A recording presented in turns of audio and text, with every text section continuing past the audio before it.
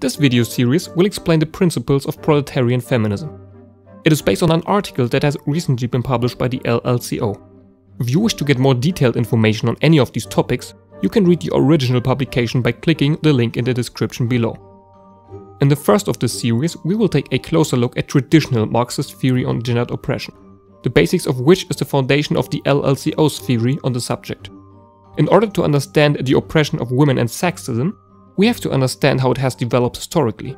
According to Engels, the relationship between men and women at any given time period is always a product of the material conditions. During the time of primitive communism, when humans were still hunters and gatherers, differences between men and women were known because of inherent biological differences between the sexes. Hence, pregnant and lactating women could not partake in hunting due to the risks it posed to them, to name one example. It seems worth mentioning, however, that there are several examples of women generally partaking in hunting, and that Stone Age societies were probably much more egalitarian than previously thought, according to new scientific evidence. This changed when humans began to do agriculture and to domesticate animals.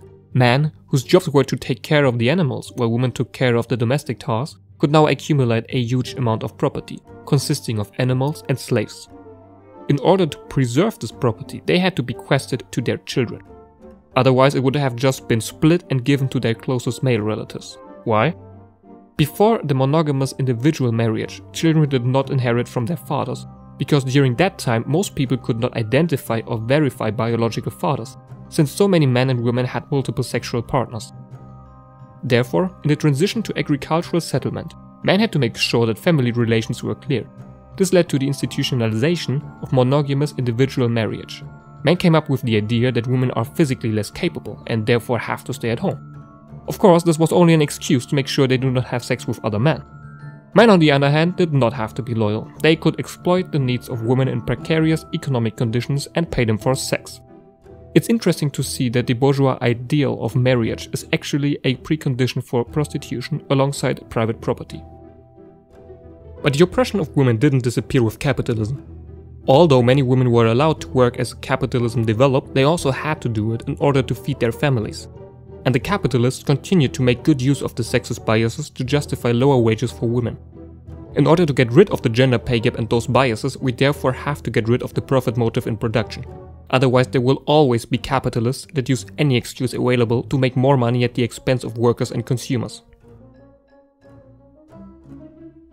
In socialism, we will not only see the disappearance of the profit motive, but also that raising children will change from a domestic task to a public one.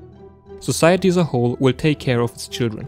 This allows women to be fully integrated into the workforce and to gain economic independence from men. Lastly, in socialism, all people will finally gain their full rights, unlike in capitalism, where you only have rights if you have money. It's therefore pointless to demand full rights for women under capitalism, where men also don't have meaningful rights. It should be obvious that men and women have shared interests that are contradictory to the interests of the capitalists. The explanations here are taken mainly from Friedrich Engels' book The Origin of the Family, Private Property and the State. Therefore, they first and foremost apply to the situation of industrial nations at the end of the 19th century. The next video in this series will cover the LLCO's theoretical standpoint on the subject that applies to our current times.